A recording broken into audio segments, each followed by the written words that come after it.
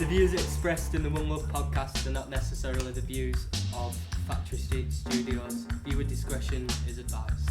Amen. Right then, well, welcome everybody to the One Love podcast, number 00001. And well, we thought we'd start by introducing ourselves, and just for people that don't really know us. So we're broadcasting from sunny Bradford, Factory Street Studios. We're in the control room in the recording section upstairs. It's a fantastic place to come and record, so you really ought to check it out if you've got a band, orchestra,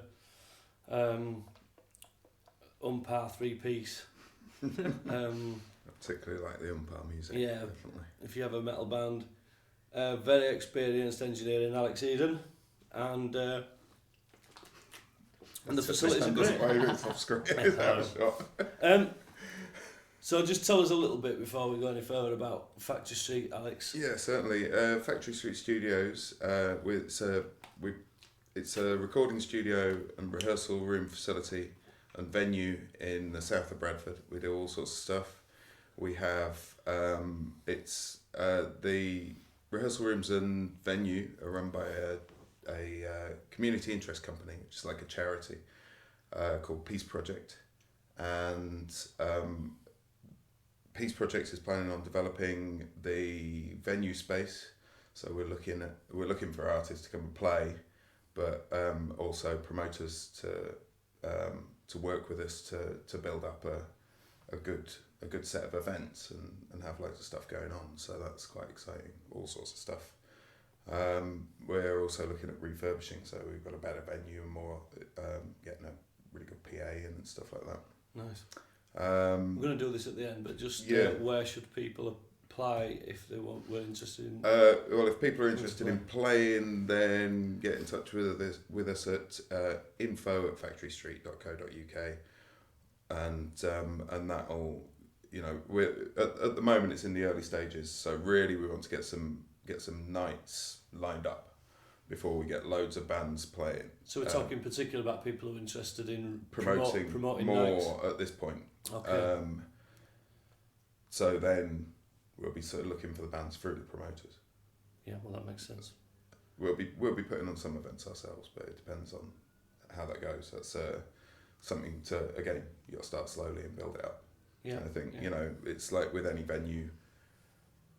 We go and play a lot of venues, and the ones that work, it's consistent and good quality, and yeah, absolutely. you know where to go. So that's what we're looking at building up. So it's going to take a while, but we're quite excited about that. So if you're an ideas person, if you're a promoter with ideas for nights that you'd like to run, then I guess you're the people that you're looking for. Yeah, that's right. And we're also looking for people to work with us on Peace Project. So particularly people with kind of ideas about how we might move Peace Project forward, and prepared to do some work and get involved in doing that, because we need more people on board to make things happen. Volunteers, please. That's right. Then the other side of what we do is the recording studio upstairs. That's kind of my bit, and I'll record anything. I'm happy to record anything, but I love recording on tape. That's awesome. I've just got a new tape machine, so that's really cool. That's 24 track, 24 track MCI JH24. It sounds fantastic. As does the desk, ex BBC Outside Broadcast Cal Rec. Yeah, it's great, an M series. So that's it's really nice. Good sounding desk, and got some nice bits of outboard and some nice mics and stuff. And most importantly, really a nice room to capture the sound in. Because when you're recording the room with instruments in. Indeed. That's what tends to happen. All right then. So well, we best just get on with the intros then, haven't we? I mean. So that's a bit about Factory Street. Good. You know, For all those interested, we'll put information Yeah, in we'll the put links description and below. all that, Yeah. Yeah. They'll So probably appear at the bottom of the screen right now.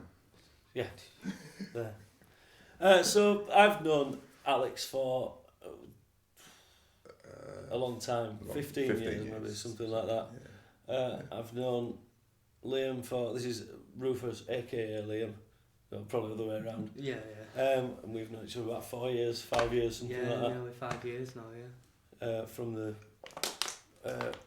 Bradford underground scene, and myself and Alex have played guitar together for a long time. So Liam, just tell us a bit about yourself. Yeah, like I said, I'm Liam, better known as Rufus, 23. Got into the music industry when I was about 16. Started off learning bass, and then eventually found dub reggae, and then stumbled across dubstep just on a random website looking for free downloads. Went from there really. I were in a band playing, but I couldn't get through to any other members, so I just thought might as well just That's sit. unusual, isn't it? Yeah. You It's know, hard finding people to be in a band yeah, with. definitely. So I just thought, it's better for me to just sit in my room working on music that way, and I'll find collaborations through that rather Which than you trying to push it. Managed to build up a decent name for myself, signed to various labels, Such as? Dank and Dirty Dubs, which is US based, Nauseous Vibes, and I've just signed with just this week Dublock, which is quite a big label. Nice one. So looking forward to getting onto that. Not really much to say. I'm not as experienced in life as you guys. You've just not thought of stuff. I mean, I am, no, part of our GOD sound system crew. Oh yeah, definitely. I forgot about that. Yeah, we've been there right from the start. Bass Reapers. Oh yeah, part of a collective West Yorkshire based called Bass Reapers, which is just exclusively West Yorkshire based producers and DJs. We're looking to start our own night pretty soon called Gassed, which will be at a venue in Leeds. We're just trying to find the right one, because as we all know, Leeds can be quite hard to find the right venue. So Definitely. it's just finding that and building up a rapport for ourselves, getting free EPs out there and whatnot. Nice. Anything else? I'm sure someone. If anything comes during this podcast, just shout. Something come up. Oh, I've remembered something else that I do. Yeah, cool, man. How about yourself, Daz? What do you do? Well, I'll start from the beginning. I'm a musician. I was taught as a young child to play violin, and went down the classical route. Started playing guitar at about 13. Played those both in tandem, but by the time I was about 20, 21, I was a decent guitar player. Then started teaching guitar, so because I hadn't been taught classical music very well, I could sight read anything, but didn't know what anything meant. I never understood music as such, so when I went on to teach guitar, I would just stayed a few weeks in front. And as any good teacher does, any good teacher, as long as you're one page ahead in the book, you're flying all right. off the seat of his pants does. Then I had to go back to the beginning and teach myself music properly. I play a lot of instruments, but none really to any. I mean, as you'll be the same as a guitarist. I fear nobody.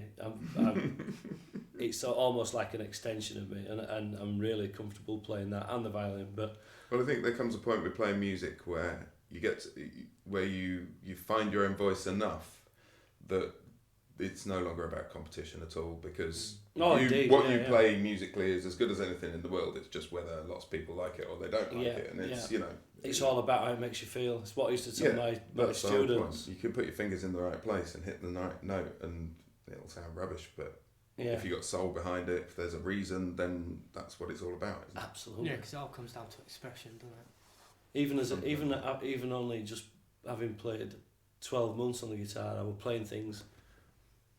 I'm not saying they were brilliant, but that moment where you go, did I just do that? Yeah. And so, it doesn't matter what level you're at. Yeah, that's it. And finding, it's like if you can be soulful, you don't have to be necessarily skilled. to make great music. But if you're very skilled but you've got no soul, then forget it. There's no point, you know. Agreed. And we've all got soul, but if you haven't found out how to express it through your music. Yeah, indeed, yeah. Because there's that album, I remember you showed me about 2 years ago, where you said it's not exactly played very well, but the music. Do you remember? Led Zeppelin 1, was it? No, it was a solo guy. I bet there's loads of people who would be like, Yeah. Led Zeppelin 1 is played very well. I can't. No. Well, actually, it's not. No. I mean, I always used to struggle because. But it's perfect as well at the same time. So. Because I was taught as a classical violinist from the start, timing and intonation, pitch were everything.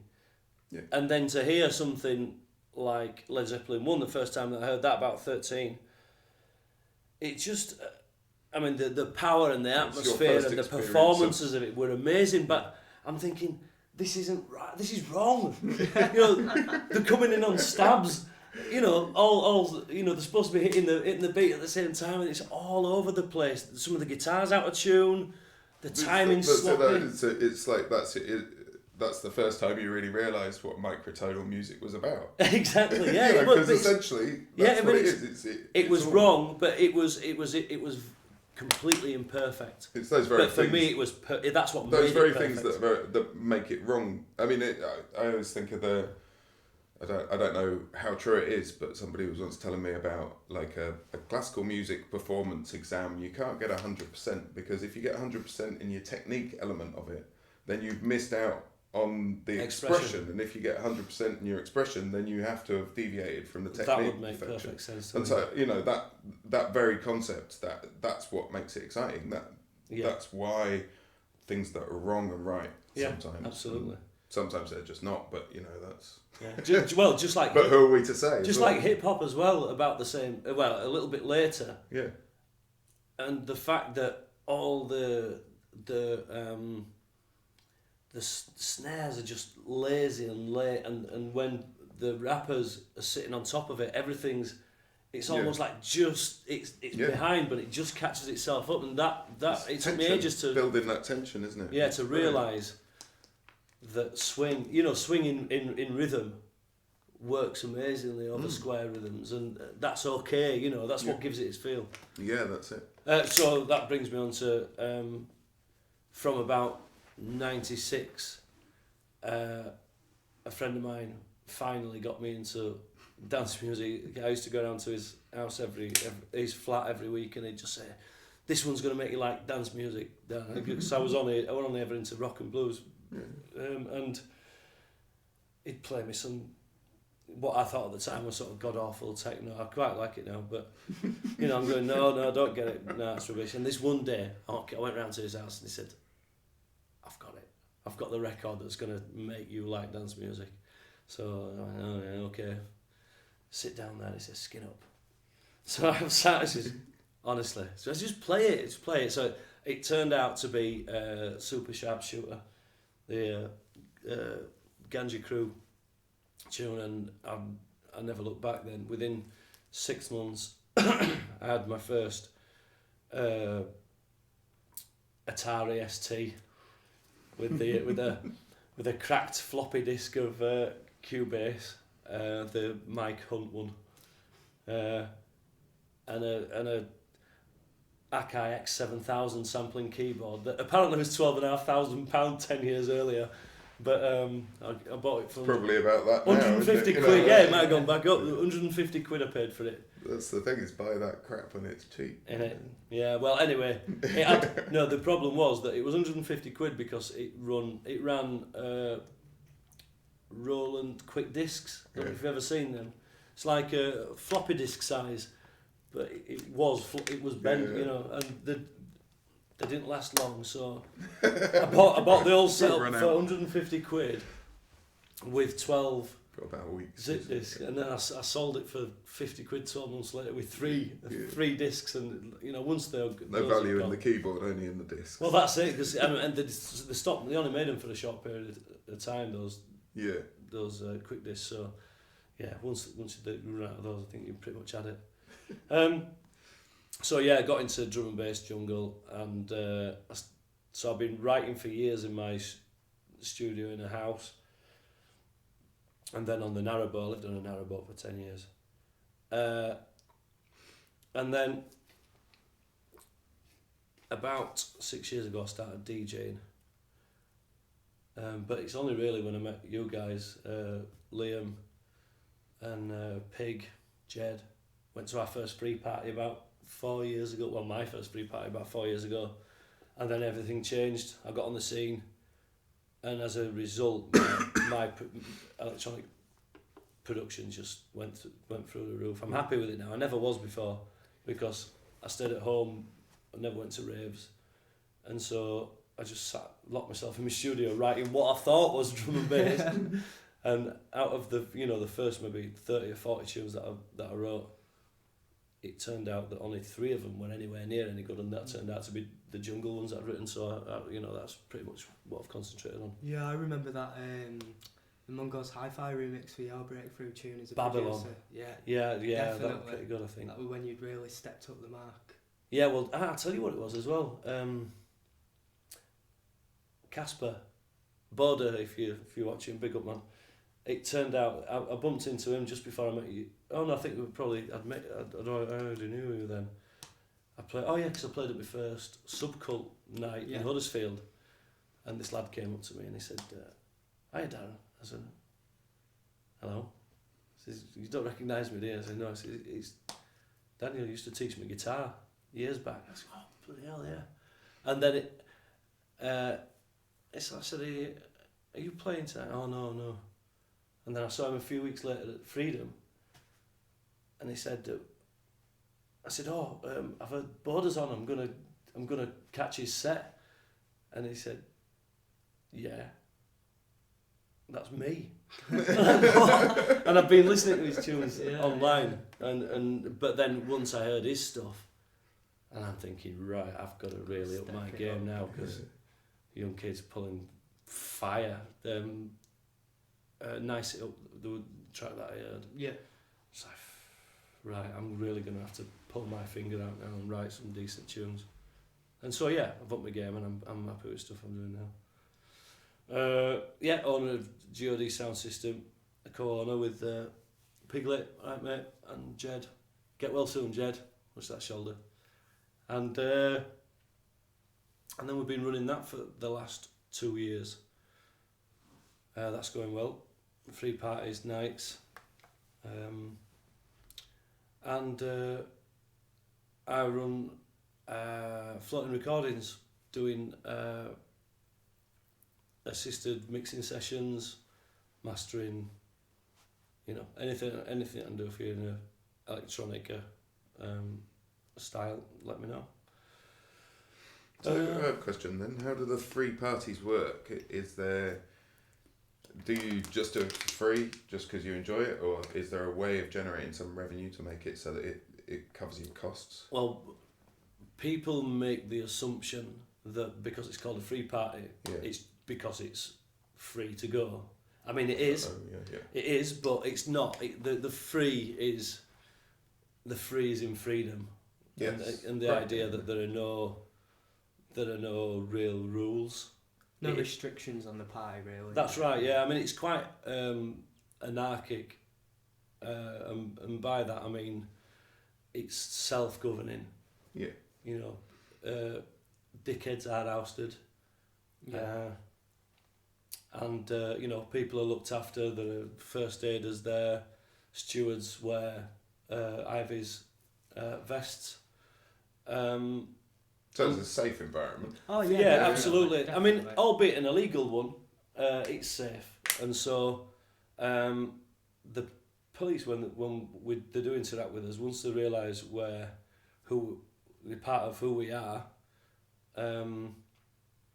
they know the group of people that do these. They know that there's never any trouble. They know that the grounds get scoured from one end to the other before we leave, and that's a big thing in it. Everything cleaned up. It's the same as when you got there.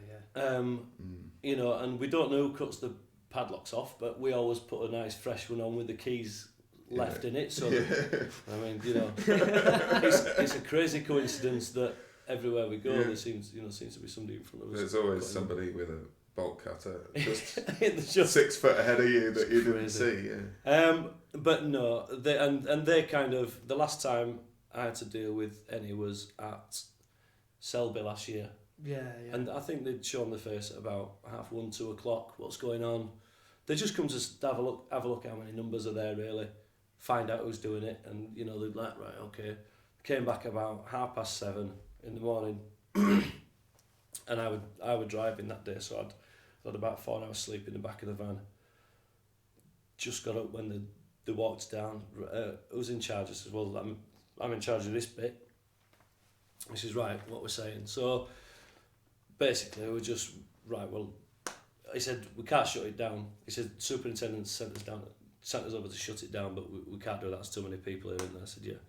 He said, so what are we saying? So I said, well, look, give us an hour, you know, and you know, I'll go around all rigs, tell them what we've agreed, and you know, see what they're saying. And pretty much to a minute then, came back, everything's off, and they just give you time to get your stuff packed down and go. I think we've got I mean, despite the UK tech shenanigans, I don't know if you heard about that. There's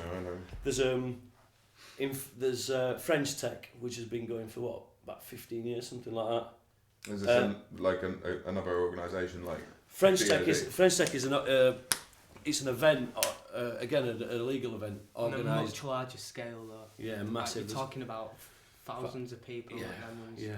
I don't know whether there's about 10,000 turns to that. Yeah. But there's maybe, you know, between 10 and 30 rigs from all over Europe turn up. Oh, so you're going Somewhere to in contribute France. your That's right, yeah. thing. Yeah. Right. And so there's elements of Free Party organising in UK have followed suit. I'm not sure how long it's been going in UK. Not long, I think 4 or 5 years. Yeah, about that. And so there was one, it turned out it was in Lincolnshire a couple of weeks ago, and apparently the police had gone in, mob-handed, 100 strong, riot gear and stuff, and stormed a few at stages and took the generators. We'll put links of that scenario. Yeah, we'll happened put some in the videos on, description, yeah. just so you can see. And that was on Saturday night. I think they've been going since Friday, hadn't they? Yeah. And that was Saturday night.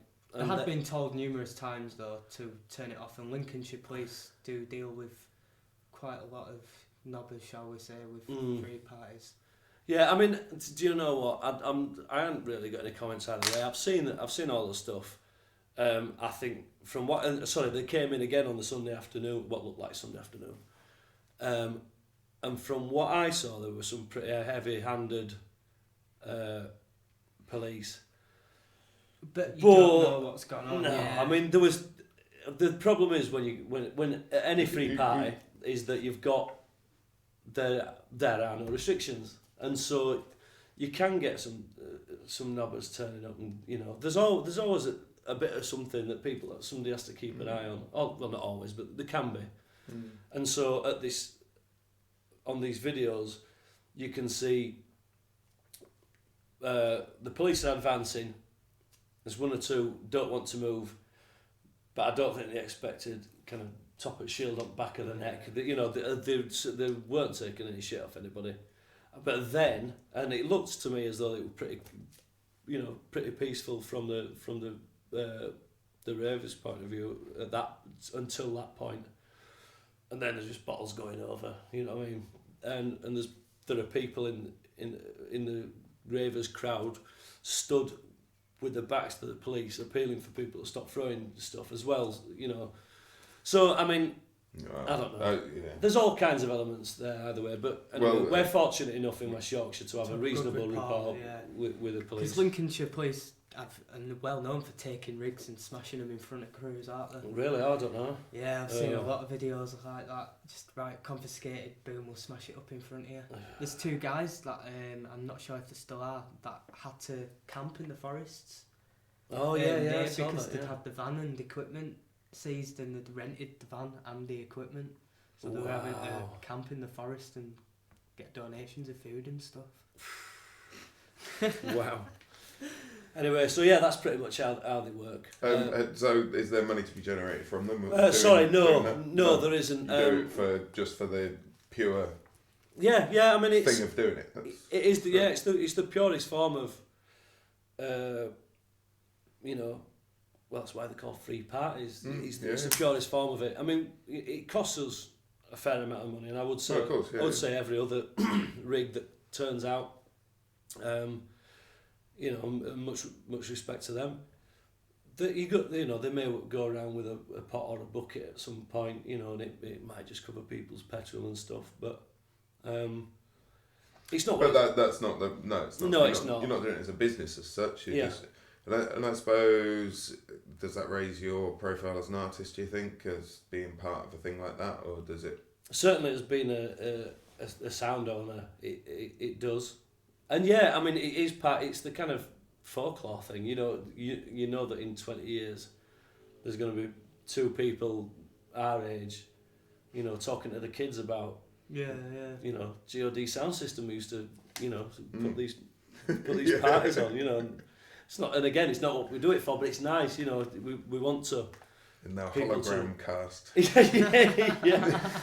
Do you remember when we used to listen to speakers? Yeah, just watch 2D images.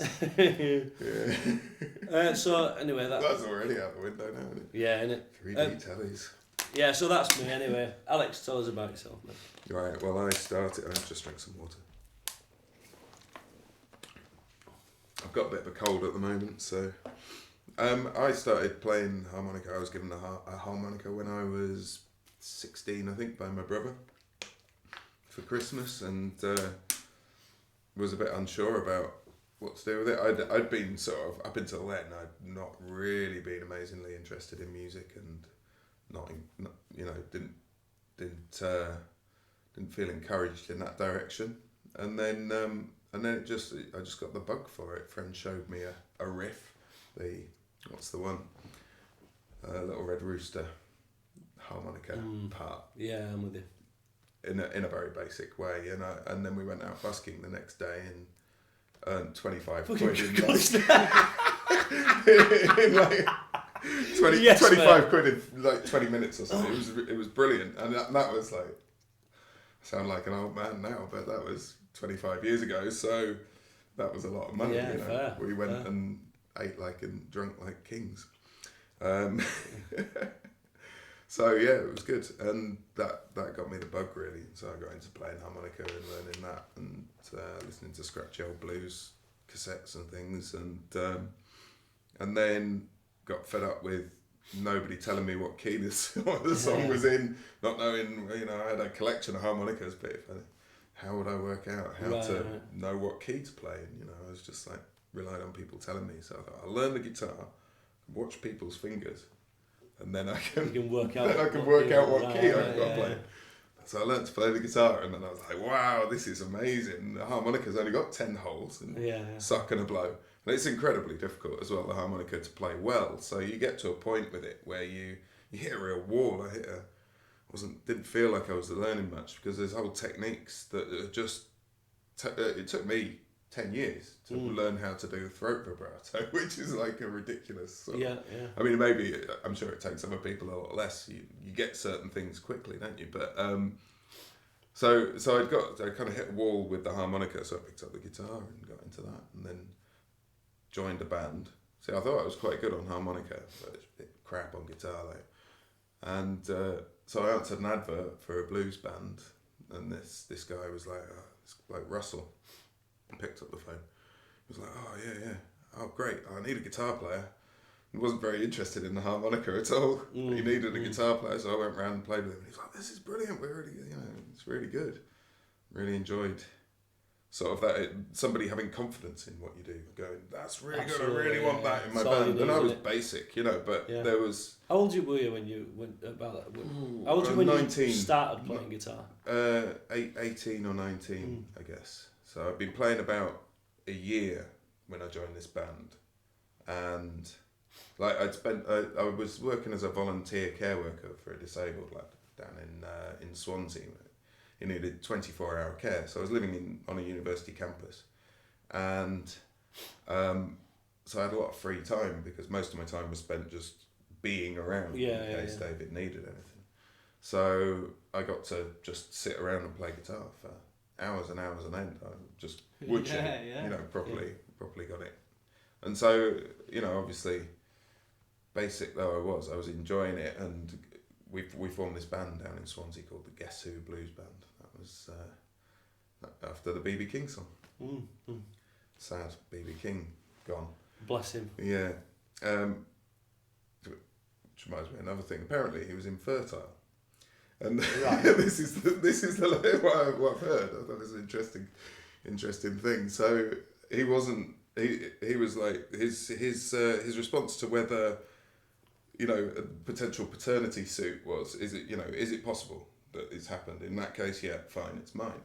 And anyway, so at one point he got married, and they ended up getting divorced because he couldn't have children. So all these people trying to get more money out of him after he's dead actually aren't his children at all. Maybe, don't know if fertility. That was a little story that I thought was. But he wasn't, and he knew, and he would still be like, yeah, if it's possible, it was mine. It's fine. Held his hands up to them all. Regardless What a gentleman. What a gentleman. So... I'm infertile. I just thought I'd drop that one. Congratulations. Well, I mean, there's a time in a chap's life where, it's not a hindrance, let me tell you. It's the best decision, yeah. So then I moved to Leeds to come and learn how to make guitars. I went on a guitar making course at the Music College in Leeds, and that was a fantastic course. A guy called Ted Lee taught that. He was like a master guitar repair guy. He was like fixes vintage guitars so that they still look like vintage guitars but without the neck broken on them. Yeah, nice. Really amazingly talented guy, and learnt a lot from him. Spent a few years doing that, and worked as I've always done guitar repairs as well, so if anybody needs guitar fixing, then give us a shout as well. And then when I got to Leeds, living in Leeds in Chapeltown, and a guy who lived down the street, who was being kicked out of his house down the street because of the end of term and stuff, student accommodation type thing. He came down the street, knocked on the door. I'm looking for somewhere to live. Looks like the sort of place with student accommodation, and I was like, yeah, brilliant. As long as you play drums in my band. So that was Richard, who's in Crosscut Saw. And Richie. Oh, wow, was that what you told me? Yeah. Nice. I'd heard him play drums in his house down the street. Right, like, you're the drummer. I've seen you. Yeah. Yeah. Sure, but you have to despite not having a motor. Yeah. Yeah. Big ups, Richie. We're the only drummers I know that's still heavily sought after, despite everyone driving him around. Yeah, having to pick him up. Yes, well, absolutely, and it's because he's an awesome drummer. So amazingly managed to hold on to him in the Crosscut Saw. So he and I have been doing that for 20 years now. 20, and that's quite something. And we've got on board at the moment. We got Jim, who's only been with us about 4 or 5 years, but he's kind of getting into the swing of things. Lovely man. You're a lovely man, Jim. So yeah, we've been thoroughly enjoying playing that, and we had a harmonica player, TJ Norton, who's left and moved to America and got married. Just married. That's news.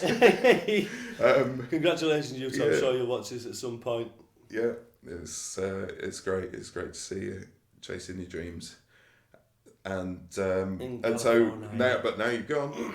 We're back to a 3-piece, but I'm really enjoying the 3-piece. It gives you a lot of space for going in your own direction. And I think when you play music with 3 people, you only have to persuade one person to go in the way you want to go, and the other one's got to follow you, otherwise they look stupid. Whereas when there's 4 of you, yes, mate, 2 people can go off in opposite directions. So I'm enjoying the 3-piece at the moment because I like to improvise. That's mainly my thing. Absolutely. Really, I don't like to play the same thing night after night.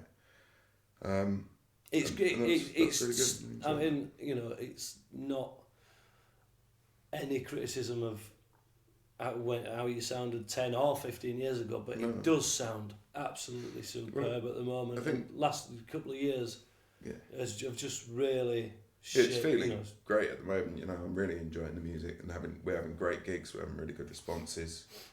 We're terrible at selling ourselves, so you know, if you want us to play, we'd love to, but we're unlikely to. But we're not call going you. to come and tell. I know that feeling. Yeah. Paul, I play with Paul Middleton's house band quite. as well, Yeah. and we play once a week at the Blues Bar in Harrogate and once a month in the Duck and Yeah. Drake, and that's it. Just It's a great band though, and I really, ultimately for me, it's really helped. Because we all have busy lives, we've been forced into a situation where we only play infrequently because we haven't got the time to put into marketing and energy to do that. We haven't got the time to be able to spend away from families, with health, to be able to sustain long touring anymore. yeah. So you end up with that kind of situation where the music becomes truly about itself. It's no longer about trying to be famous or make it big or anything like that. The pure thing of actually just performing music for the sake of performing music and getting that interaction, that feedback with the audience, and going to those places that you've never been before on that journey. Yeah, absolutely.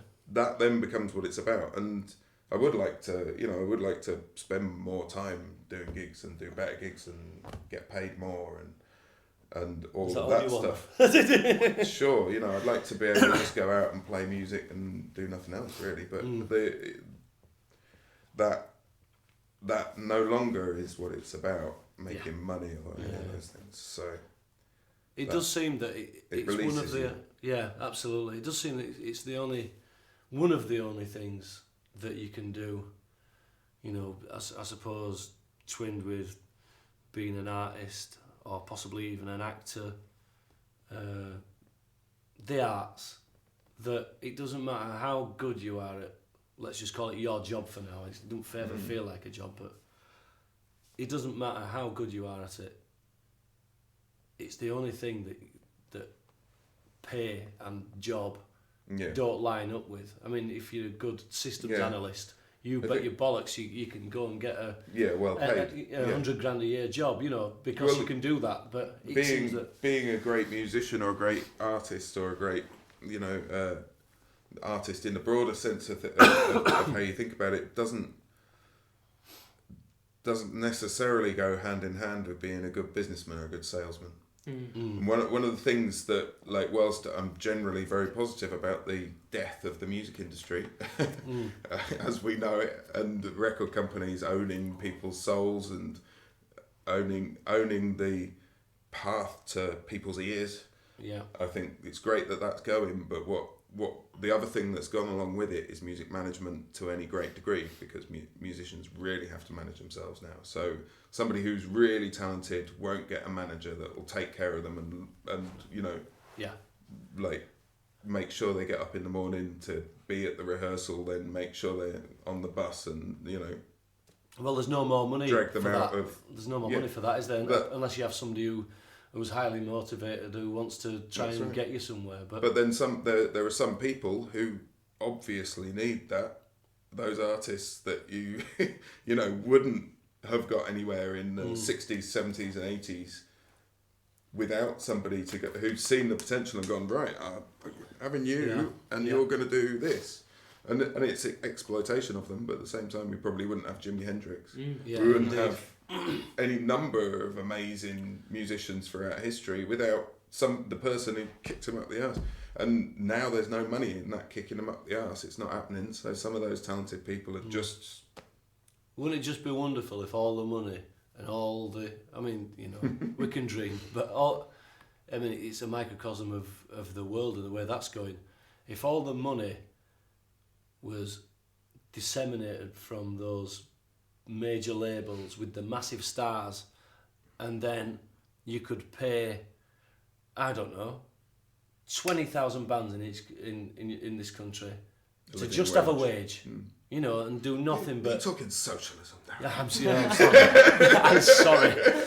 No, I'm on board Commie with that. bastard. I think an interesting... one thing that would pretty much solve all of this would be simply to put a sell-by date on money. Oh, yeah, I heard you If- say that. if you think Oh, about yeah, that. Yeah. Because then money isn't something you can hoard, and then there's no point in not paying someone really well. Yeah, you know, and in the end, That's not a bad shout. then you remove the value of money, and then It's a I good don't- idea, is that? it's not mine. Oh, is it Of not? course not. No, I read it in a book called The Ragged Trousered Philanthropists, and it's I can't even remember who it's by. We'll try and get Look links. it up. It's alright. Yeah, They've got fingers in Google. Yeah. There's a book written around the turn of the century, just before the First World War, I think, where it's about a building site, and there's a guy who's like a philosopher, or essentially a socialist. It's like a kind of, here's how you could make socialism work. It's fascinating. It's still very, very sort of viable in many ways, but of course we're First, you have to faced get with past this the whole kind establishment. of we're the world is at a turning point, and unless we essentially, the carbon polluters pay for the damage that's been done, then what's it going to take? The solution's far deeper than that. You know that, and but also the problem of getting to the solution is much deeper, unfortunately. Well, there's a few very rich people with a lot of power, and they are in control of all the money, and they're in control of all the media, and they're keeping it the way they want it. Order through chaos. Exactly. Keep them all Well, running yeah. around in circles and Yeah. they're comfortable. with Blame the immigrants, blame the poor Yeah. people. Benefit street. Point across, don't look up. Yeah, that's it. Well, they And- say that by 2016 that 1% of the world's population will own more than half. 99% 99% of its wealth. Yeah, there's lots of statistics around, isn't there? And one that struck me that I saw earlier today was that is it the Rothschild family Yeah. in America owns more than 43% of the population of America. Yeah. Just one family Bonkers, isn't it? Yeah. owns the same amount of The money Rothschilds as and the 43. Morgans together, they're only two to speak of, but... Yeah. You know. So, I mean, the situation is ludicrous, and I think that I have no idea how to change it, but 'Cause it's surely we should be going on these anti-austerity Yeah, demonstrations and trying to talk about it, and that's an important thing for me. Is that a view shared by Factory Street Studios, or is I that think- your personal view? I think It's hard to separate. We Factory Street Studios can certainly be on board with a good environmental policies and the redistribution of wealth. I think there's certainly no doubt. well drawn. Sorry, mate. What were you saying? All right. So Totally gone. I had an idea, though. Another idea about money. My idea was that if, at the point of birth, you are given a trust fund to see you through education, health, all paid for by the state. However, any money, assets, anything when you die goes back to the state. So there would be so much money swimming around that every single man, woman and child would be well cared for. But the only stipulation would be you can't leave everything to your son. Yeah, And you remove can inheritance. drive round in Ferraris and not have to work. I think,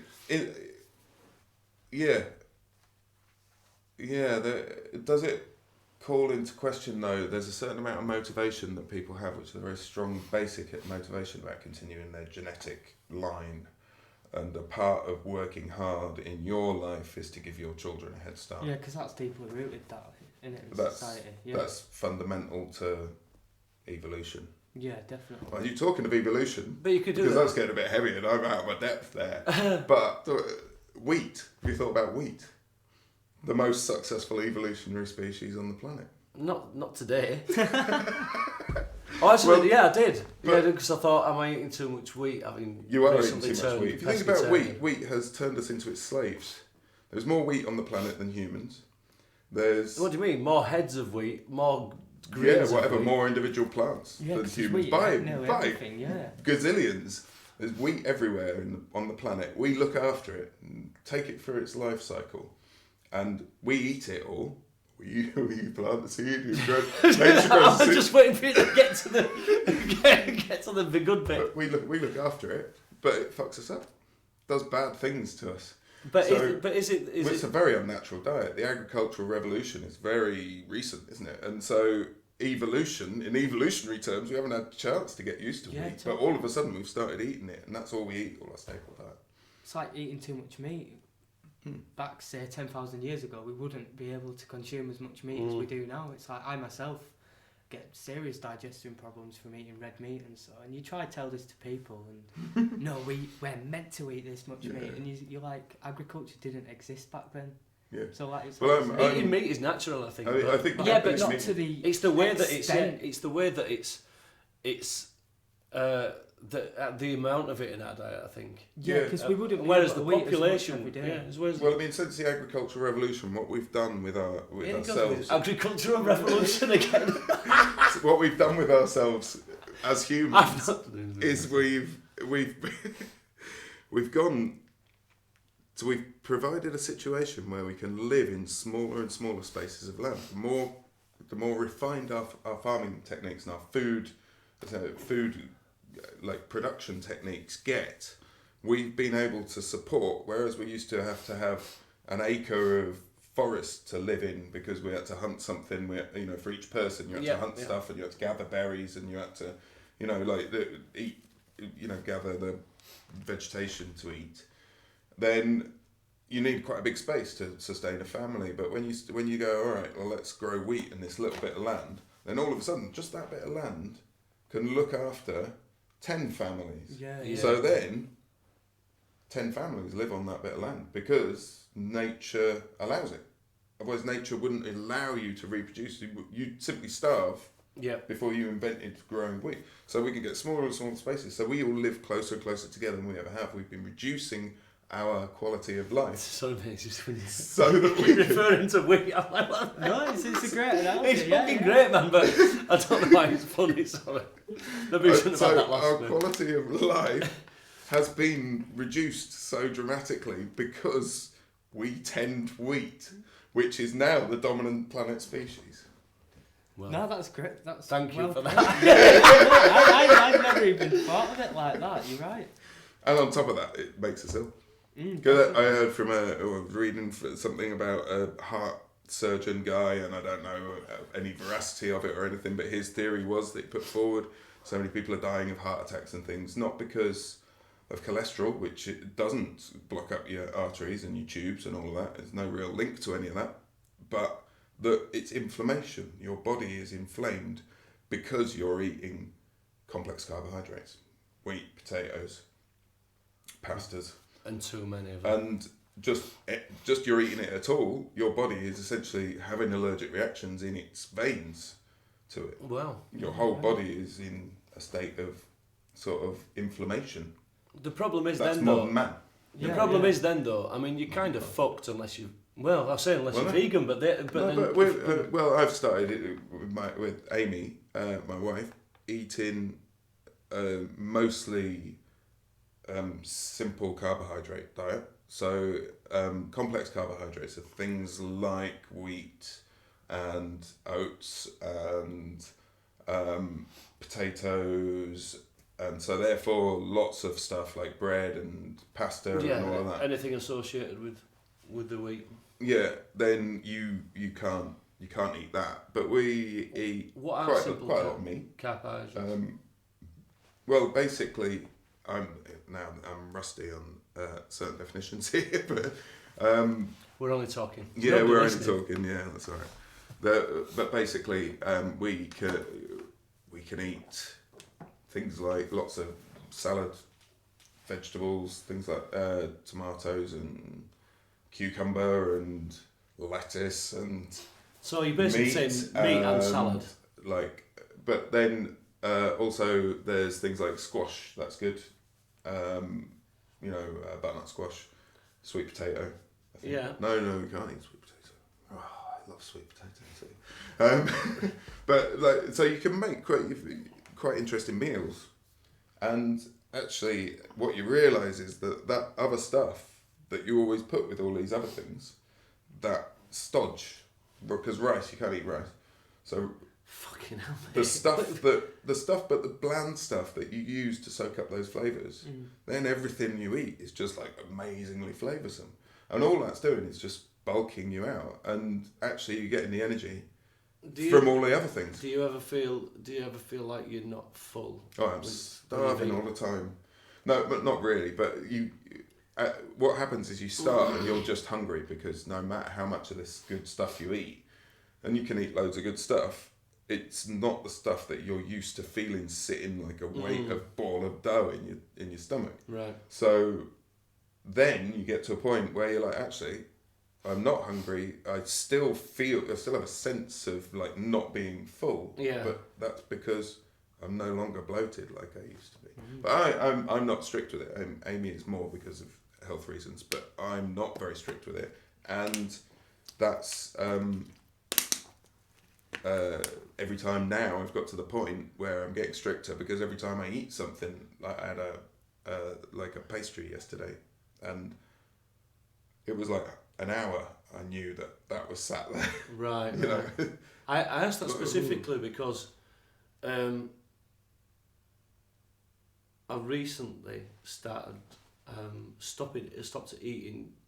I said to start off with, I told myself that I'd stop eating red meat. And I thought I'd allow myself chicken and fish. And since then, it's been about 5 or 6 weeks. The only thing that I've kept eating is fish.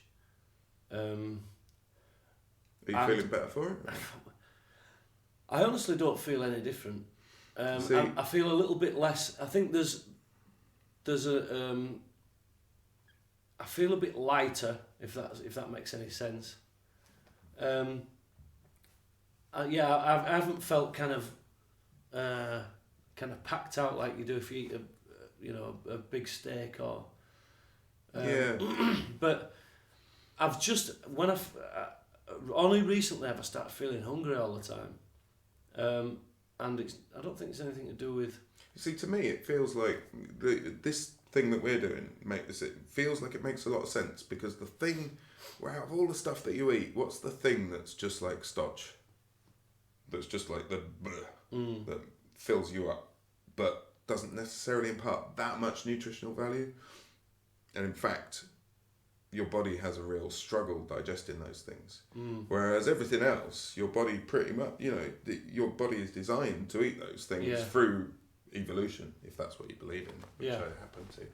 But then, until very recently, where the human body hasn't evolved and to digest those things, on top of which we're getting in the way of natural selection, whereas all the humans who weren't very tolerant of wheat and that diet would die from allergic reactions, obesity, heart attacks, all that sort of stuff. If that's what it is an inflammation of that, your body basically killing you.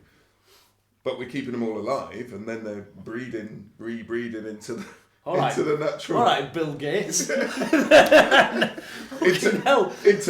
the gene pool. That then. It's not natural selection isn't occurring, so therefore we're compounding that problem with our the diet. This massive dietary change that the human race has gone through, and then our refusal to let our bodies evolve to that, because we're stopping that. Yeah, there's that evolution, natural selection thing. If we can stop someone dying, we will. Right, so we want to live like that. There's certainly I'm kind of a bit.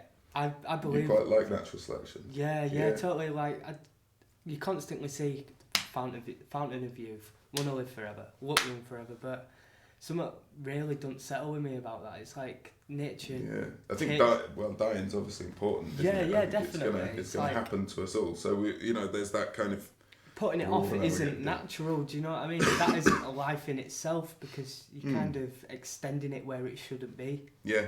Not that Well, I'm saying anyone who's ill should. But you've just always cut got off to you've and- always got to exist in the context of your society, haven't you? I think that's Yeah, and so you definitely. make your you have to fit into that situation.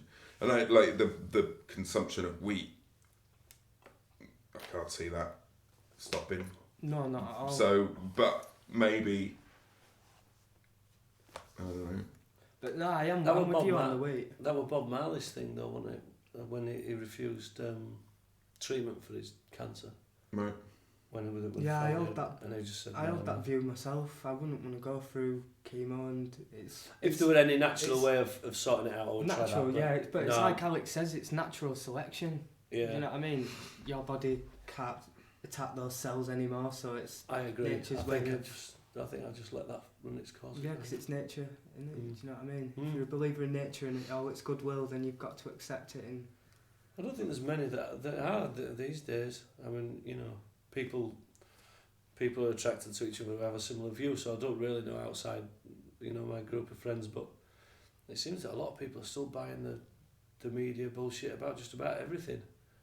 You know, and it's Well, yeah, it's that whole election debacle kind of showed that, didn't it? Fix. Were like, sorry. well, yeah, whatever you think about it, Mm. I think that it didn't need to be a fix because we one of the things about social media is that what it does is it puts people of like minds together. I read an article about that. It makes and perfect so- sense.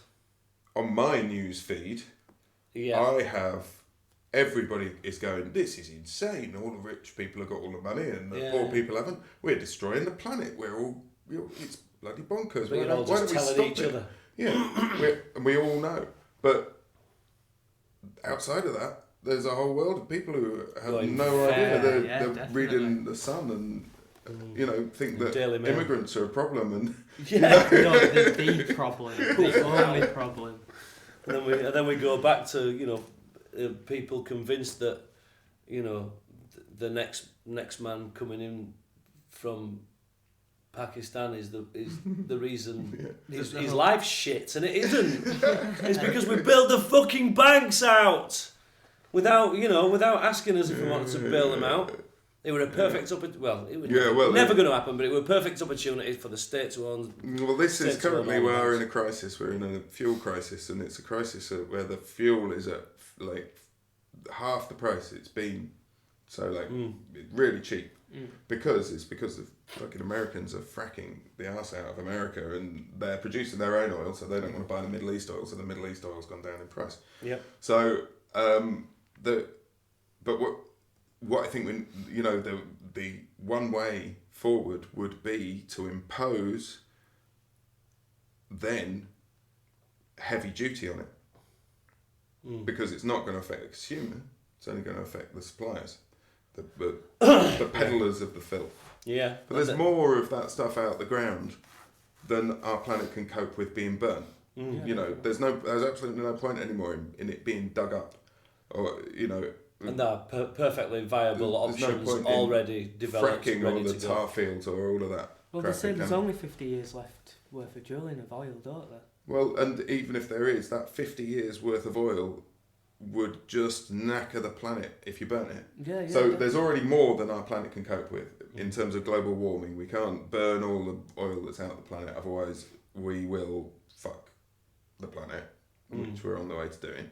So it can be changed, but it's quite an urgent thing, I think. Well, you know that all these companies are buying, they're actually buying the patents of people for things like solar panels that run 50 times Well, more efficiently than the best one on the market. Canada, And they're just buying the patents and fucking in burning Canada, them. they had a brilliant scheme where they had, local government went, right, okay, we're going to go to renewable energy, and that's what we're going to do, and we're going to do it using the fossil fuel energy people who are basically de-jobbed by the thing. Yeah, yeah. So they're going to work in the new renewable energy field essentially, or that's where the job loss and pickup is going to come. And what's more, that's all going to be local. So we're going to make all our solar panels in the area, and we're going to do this and that.